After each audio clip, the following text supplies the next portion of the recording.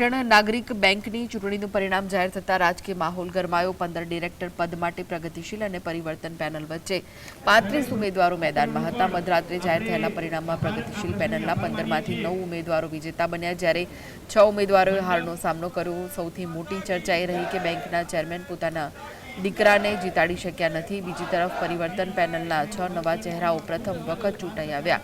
2 બેઠકો પર મહિલા ઉમેદવારોનો વિજય થયો। હવે નવા ચેરમેનની પસંદગીને લઈને રાજકીય હલચલ અને ચર્ચાઓ તેજ બની છે। આભાર વ્યક્ત કરીએ છીએ। સાથે આજે અમારી પેનલ શ્રી મનસુખભાઈ પટેલ, શ્રી મહેન્દ્રભાઈ પટેલ અને શ્રી ભરતભાઈ પટેલની આગેવાનીમાં આ ચૂંટણી લડી હતી। એમના માર્ગદર્શનથી આ ચૂંટણી લડી હતી અને આ ચૂંટણીના માર્ગદર્શન હર હંમેશ એ જ રહેશે। અમારું આગળ ચેરમેન પદ કે જે એમડી પદ કે જે કંઈ હશે એનું અમે એમનું માર્ગદર્શન લઈને જ આગળ